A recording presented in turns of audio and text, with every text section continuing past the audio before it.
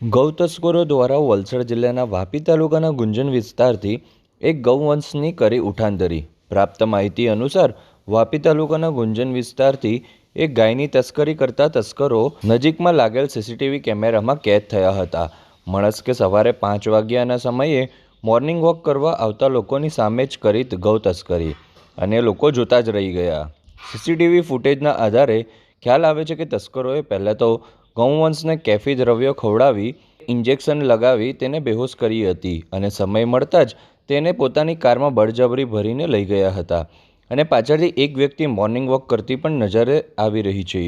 ગુંજન વિસ્તારમાં 24 કલાક અવરજવર ચાલુ હોય છે એવા વિસ્તારથી ગૌ તસ્કરી કરી તસ્કરો પોતાને નીડર અને કાનૂન વ્યવસ્થાને કમજોર બતાવી રહ્યા હોય એવું જણાઈ રહ્યું છે. સીસીટીવી ફૂટેજ જોઈ વાપી વિસ્તારના ગૌપ્રેમી તથા ગૌસેવકોમાં ભારે હતાશા અને નારાજગી જણાઈ રહી છે. ગૌ તસ્કરો જલ્દીથી જલ્દી પકડાય અને કાયદાકીય સજા થાય એવી લોકચર્ચા ઉઠવા પામી છે.